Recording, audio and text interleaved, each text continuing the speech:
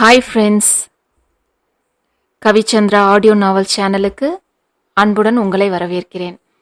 சேனலை சப்ஸ்கிரைப் செய்யாம தொடர்ந்து கேட்டுக்கொண்டிருக்கும் நண்பர்களே, உங்களது சப்ஸ்கிரிப்ஷன், லைக்ஸ், ஷேர்ஸ், கமெண்ட்ஸ் எங்களை அடுத்த நிலைக்கு கொண்டு செல்வதோடு உங்களுக்காக இன்னும் புதிய முயற்சிகளை செய்ய வைக்கும். அதனால மறக்காம சேனலை சப்ஸ்கிரைப் பண்ணிட்டு உங்களது அன்பை லைக்ஸ், ஷேர்ஸ், கமெண்ட்ஸ் மூலமாக எங்களுக்கு தெரிவியுங்கள். கதைகளை தொடர்ந்து நீங்கள் கேட்க விரும்பினால் அப்படியே பக்கத்துல இருக்க பெல் பட்டனை கிளிக் பண்ணுங்க. வாங்க கதைக்குள்ள போகலாம். விழி 8. நேரமாவதாக அபர்ணா வந்து அழைக்கவும் தன் வலிகளை மறைத்து கொண்டு திரும்பி நின்று வருவதாக புன்னகைத்தவன் அபர்ணா உள்ளே சென்றதும் தலையை கோதிக்கொண்டு திரும்பவும் வாயிலின் மதில் சுவரின் மேல் அவனுக்காகவே வைக்கப்பட்டது போல் குளிர்ந்த நீர் நிரம்பிய பாட்டில் இருந்தது. அவனுக்கும் உள்ளே செல்லும் முன் அது தேவையாய் இருக்க சுற்றுமுற்றும் பார்த்தவன் அதை எடுத்து முகத்தில் வேகமாக அடித்து தன் ஆத்திரத்தின் தகிப்பை குறைக்க முயன்றான். அந்த குளிர்ந்த நீர் அவனுள் இருந்த தகிப்பை லேசாக குறைக்க வேகமாக மீதமிருந்த நீரை குடித்து முடித்து பாட்டிலை அதே இடத்தில் வைத்தவன் வீட்டிற்குள் சென்றான். அதுவரை மறைவாக நின்றபடி ஆதியையே பார்த்து கொண்டிருந்த பிரார்த்தனா ஒரு பெருமூச்சோடு அந்த பாட்டிலை எடுத்துக்கொண்டு உள்ளே சென்றாள். மீண்டும் வீட்டிற்குள் நுழைந்த ஆதியின் முகம் எந்த உணர்வுகளையும் பிரதிபலிக்காமல் நிர்மலமாக இருந்தது. அப்படியே வந்து காஞ்சனாவிற்கு அருகில் அமர்ந்தவனைத்தான் சஞ்சனாவும் பிரார்த்தனாவும் பார்த்து கொண்டு இருந்தனர். ஆதி முன்வாசல் வழியாக சுற்றி கொண்டு வருவதற்குள் பின்வாசல் வழியாக உள்ளே வந்து நின்று விட்டிருந்தாள் பிரார்த்தனா. இங்கிருக்கும் மற்றவர்களுக்கு வேண்டுமானால் ஆதி அப்படி சட்டென எழுந்து சென்றதற்கான காரணம் தெரியாமல் இருக்கலாம். ஆனால் உண்மை நிலை என்னவென இவர்களுக்கு தெரியுமே. அதிலும் பிரார்த்தனா அங்கிருந்தவர்களின் கவனத்தை கவராமல் மெல்ல அங்கிருந்து விலகி அறைக்குள் சென்று ஜன்னலின் வழியே ஆதியைத்தான் கவனித்துக் கொண்டு இருந்ததே. அடுத்து அவன் என்ன செய்ய போகிறானோ என்ற பயத்தில்தான். ஆனால் அங்கு அவன் முகத்தில் தெரிந்த ஆத்திரமும் ஏமாற்றமும் வலியும் பரிதவிப்பும் என அத்தனை உணர்வுகளையும் கண்டிருந்தவளுக்கு மனம் சொல்லொன்னா வலியை கொடுத்தது. அப்போதே அவன் நிலையில் இருந்து யோசிக்க தவறி இருப்பது பிரார்த்தனாவுக்கு புரிந்தது. தன் சகோதரியே தவறு செய்திருந்தாலும் கூட அவளுக்கு எந்த கெடுதலும் நடந்துவிடக்கூடாது என்றுதானே நினைத்தோம். இங்கு எந்த தவறும் செய்யாமல் ஒருவன் தண்டனை அனுபவிக்கிறானே, அவனை யார் என்ன சொல்லி தேற்றி அவன் வலியை குறைக்க முடியும் என தோன்றவும் மெல்ல ஆதியிடம் பேச எண்ணியே பின்பக்கமாக தண்ணீர் பாட்டிலோடு வெளியில் வந்தாள் பிரார்த்தனா. அதே நேரம் அபர்ணாவின் குரல் அங்கு கேட்கவும் தான் சட்டென மறைந்து கொண்டவள் இப்போது ஆதிக்கு இந்த தண்ணீர் கண்டிப்பாக தேவைப்படும் என்றே அதை மட்டும் அவன் பார்வையில் படும்படி வைத்தாள்.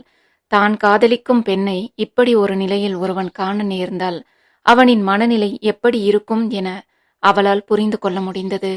ஆனால் இதே நேரம் இந்நிலையிலும் கத்தி கூச்சலிட்டு சூழ்நிலையை கெடுக்காமல் தன் வலியை மற்றவர் அறியாமல் மறைத்து தனக்குள்ளேயே தாங்கிக் கொண்டிருப்பவனின் மேல் பிரார்த்தனாவுக்கு பெரும் மரியாதையே உண்டானது.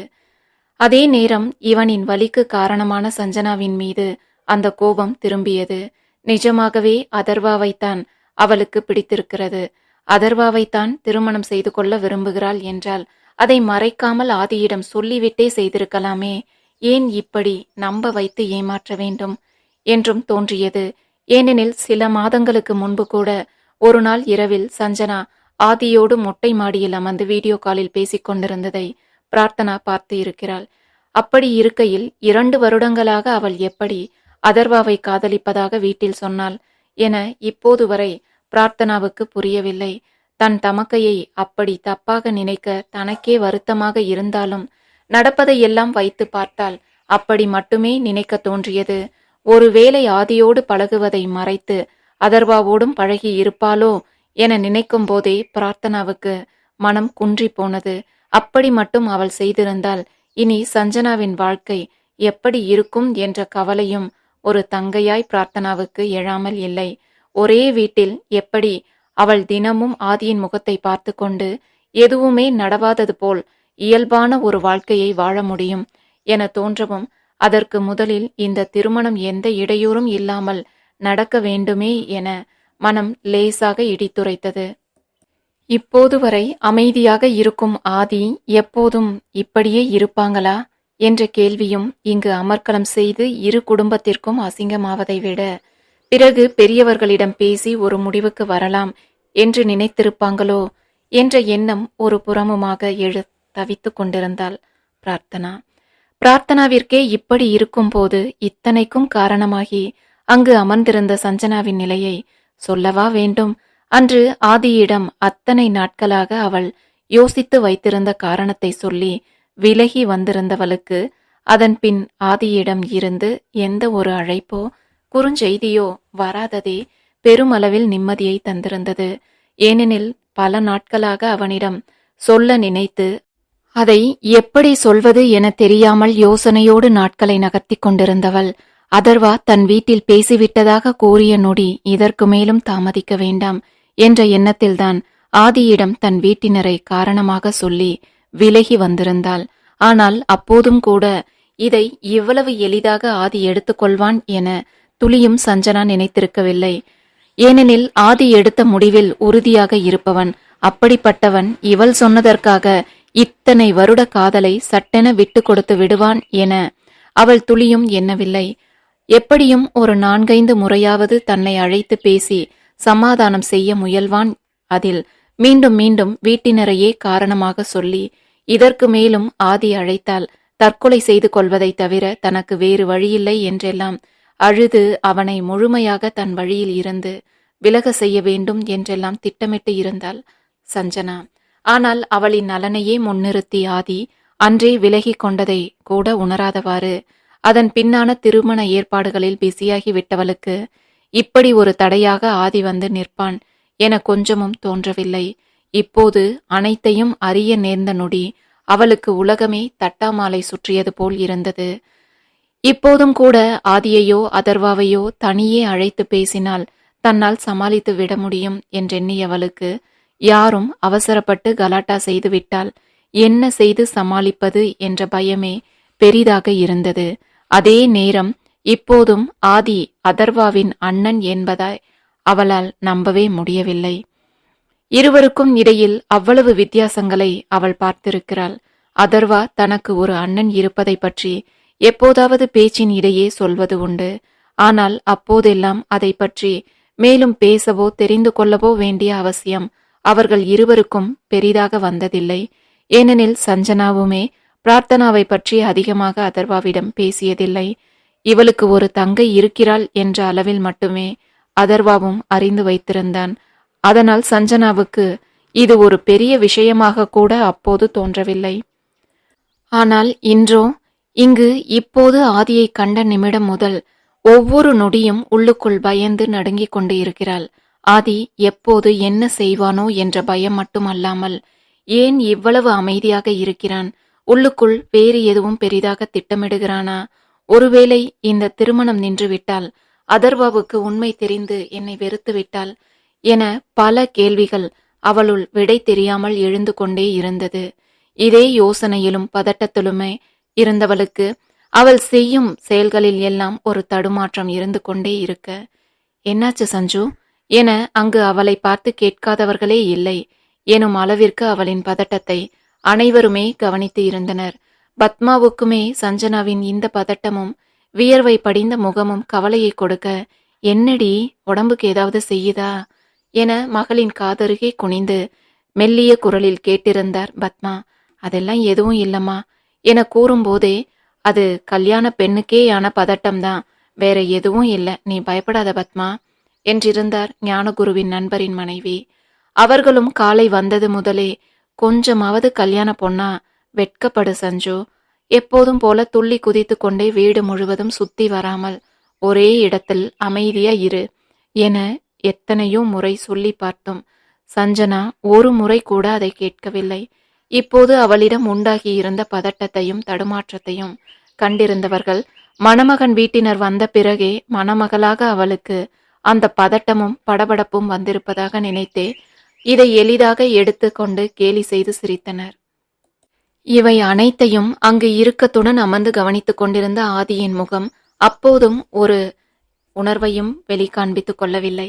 ஒவ்வொரு சடங்காக முடிந்து இறுதியாக இருவரையும் மோதிரம் மாற்றிக்கொள்ள சொல்லவும், இருவரும் அமர்ந்திருந்த இருக்கையில் இருந்து மணமக்கள் எழுந்து நிற்பதற்கு முன் எதிரில் இருந்த இருக்கையில் இருந்து எழுந்து நின்றிருந்தான் ஆதி. அவன் அப்படி எழுந்து நின்றதைக் கண்டு உண்டான தடுமாற்றத்தோடு சஞ்சனா பின்னால் சரிய போக அவளை தாங்கி பிடித்து நிறுத்தி இருந்தான் அதர்வா. ஹே சஞ்சு, என்னாச்சு இன்னைக்கு உனக்கு? ஏன் இவ்வளவு பதட்டம்?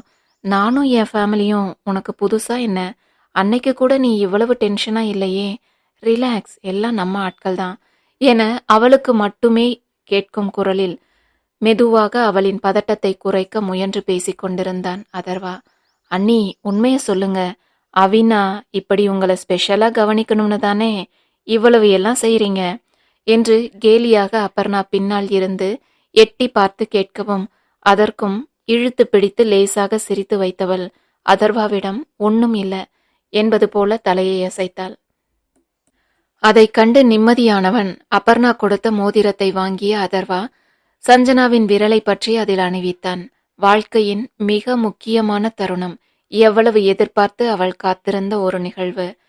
ஆனால் முக்கியமான நிகழ்வில் அவளின் கவனமே முழுவதும் வேறு ஒருவனிடம் நிலை கொண்டிருந்தது.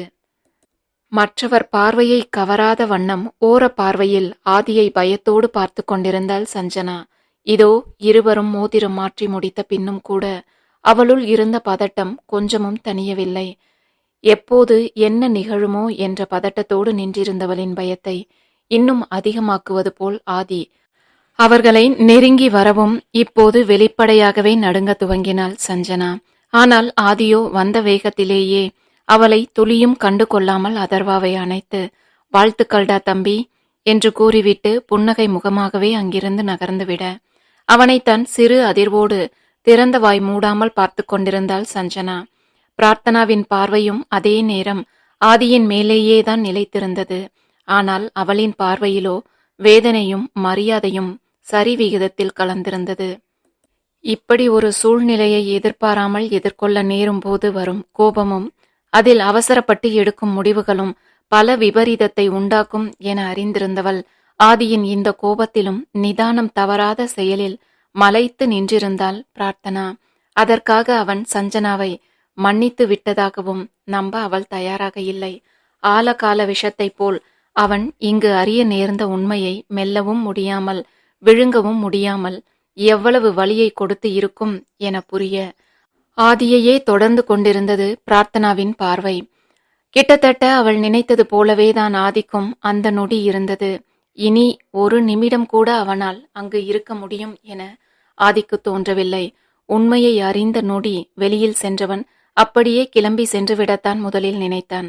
ஆனால் இதில் சஞ்சனாவை தவிர தன் குடும்பத்தினரும் வருந்தும் வாய்ப்புகள் அதிகம் என அறிந்தே அவர்களை இதற்கு முன்பே ஒரு முறை மனதளவில் வருத்தப்பட செய்துவிட்டதனால் மீண்டும் அதை செய்ய மனம் வராமல்தான் அபர்ணா அழைத்த பின் திரும்ப வீட்டிற்குள் வந்திருந்தான் ஆதி.